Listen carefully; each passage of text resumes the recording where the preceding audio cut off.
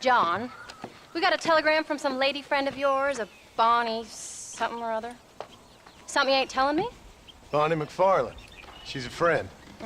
Saved my life when I went after Bill and nearly got myself killed again. Oh, and now you two's in the habit of sending each other letters. How very nice. It weren't nothing like that. What's it say? I don't know. I can't... Well, you know I can't read. Give it here.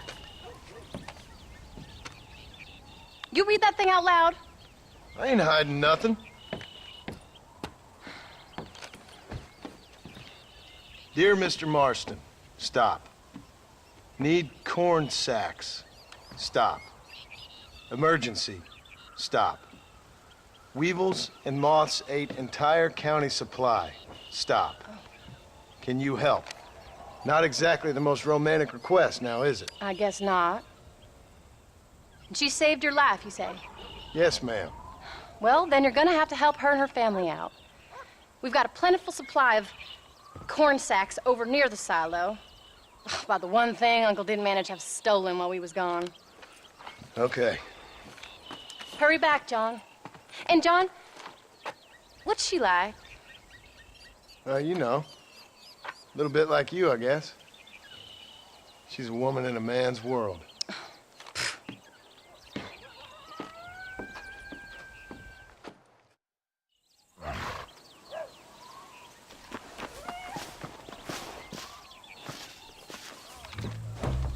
John, wait!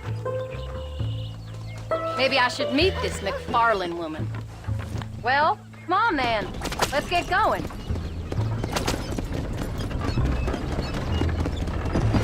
I don't think I can let you go off again without me. Fair enough. I'm glad of the company. You only had to ask. Ask? I was waiting for you to ask me. I thought you'd want to keep an eye on the boy. Oh, while you were off cavorting with cowgirls in the next county? I don't think so, John Marston. You only just got home. That Jack has seen enough of me for a lifetime. So, is she married? This Bonnie McFarland? No. What does she look like? I don't know.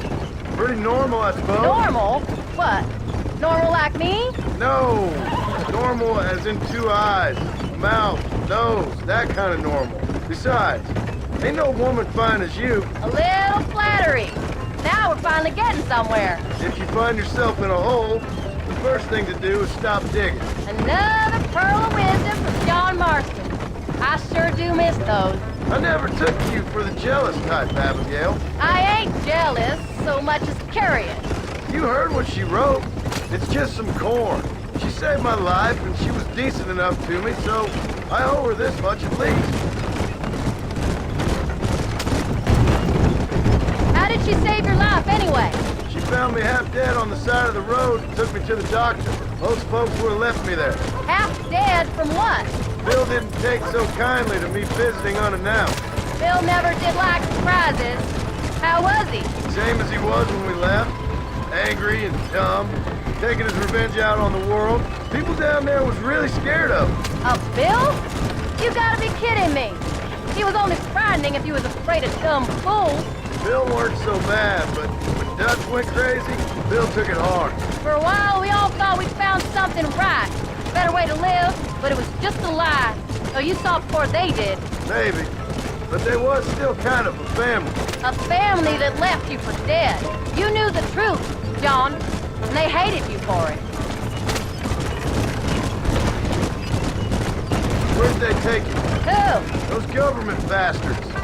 Where did they hold you and Jack? I ain't sure. They kept their eyes covered there and back. Can't have been too far from here, though. They treat you right? It ain't the first time I've had a gun to my head, John. You're forgetting your marriage proposal. Very funny. So, they learned pretty quick what would happen if they laid a finger on me. Sons of bitches. It wasn't them or being there. I didn't care about that. I've been in far worse situations. It was the wait. I didn't know if you was coming back. Of course I was coming back. You were only supposed to be gone for a couple of days. It took longer than I thought. The only thing Bill and Dutch was ever any good at was not getting caught. I started thinking you'd gone back to them. I really think we should hurry. That life's over. I hope you're right. Bill, Javier, Dutch, they're all dead. It don't get more over than that.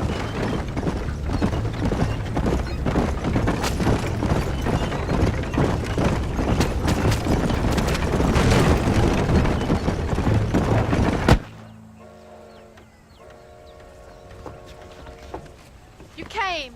Thank you so much. We lost the entire harvest. Miss McFarland, I'd like you to meet my wife, Abigail. Oh, ain't you quite the gentleman all of a sudden? It's a pleasure to meet you, Mrs. Marston. Likewise. Thank you for saving my husband's life and for teaching the miserable goat some manners, among other things. I didn't teach him anything. I know better than to try to change a man. You should meet my father. Oh, people can change, Miss McFarland. John and I have to believe that more than anybody. This is a decent first harvest for you, John. You should be proud. That's good land you got there. How are you feeling, Mrs. Marston? From what your husband told me, it must have been awful for you. I've been through worse, and I knew he'd be back before too long. He can't cook a meal to save his life. Abigail, in my darkest hours, when I was most homesick, just the thought of one of your rat meat stews kept me pushing forward. Well, about as amusing as a weeping saddle sore, ain't he, Miss McFarland? If you're gonna start yammering about women's work, John, I'd say you might be in the wrong company. I'd say so, too. I never felt so outnumbered.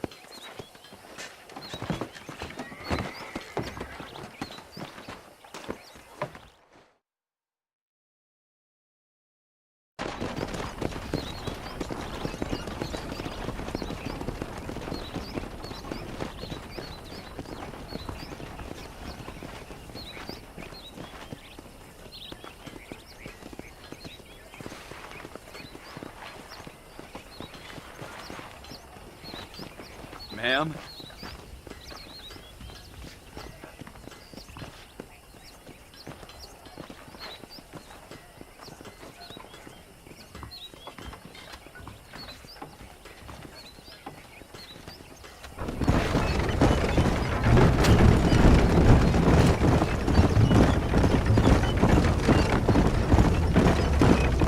So that was the famous Bonnie. That was her, all right. She's pretty. She's normal, like I said. Well, you always wanted to be a rancher. I'd have thought she'd be just your thing. The perfect rancher's wife, if I ever saw one. I already got a rancher's wife. I'm only teasing. I like her, and I'm glad she saved your life. Most of the time, anyway. The McFarlands are good people. She did blush redder than a shepherd's sunset when she saw you, though. I have that effect on women. You clearly had one too many blows to the head. You ain't wrong about that, Mrs. Marston. That's quite a ranch they got there. That'll be us someday. As soon as we get back on our feet. I don't know, John. How many times can we start again? An outlaw and a working girl. We ain't exactly farmers. We are now. Forget that life. It's over. Do you really believe that? We have to. It's the only way we'll ever have a future. The life we led, that doesn't go away. It's never over. You think those government men are just gonna leave us alone now? The old gang's dead. I did what they asked. And that's it? A life of crime forgiven? We're back together, ain't we? Until they decide you owe them something else. Sometimes I think I was the stupid one for believing I could get out. Maybe Dutch, Bill, and Javier were just being honest with themselves. You ain't perfect, John, and I sure ain't. But you're better than they are, than they were. Maybe we can't change, but we gotta try, for Jack's sake. Even if we have to start again 100 times. It's better than going back to what we were. How's Jack doing? Angry, upset. He's been through a lot. I hope he's gonna be all right. It's gonna take time. For a while, his world was safe, normal even. Then it got turned upside down again. He ain't saying much about it. I've tried to talk to him, but how do you explain any of this? What do you say when he asks about Uncle Bill and Uncle Dutch? They were family when he was a little boy. He hides away in those books of his. Wouldn't you? It ain't like the real world's done him many favors. He's just been kidnapped. He grew up with the gang. That's no life for a boy. We did our best to protect him. Come on, John.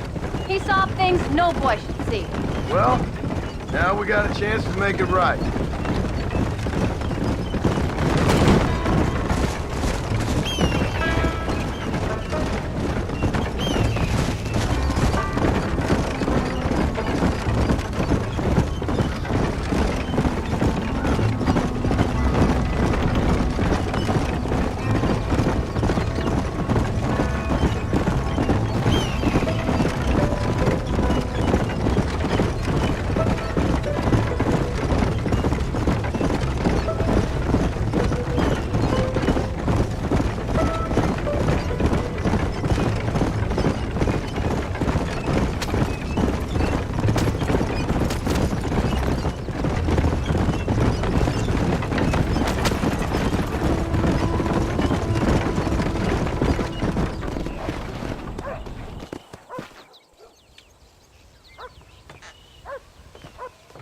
good today, John.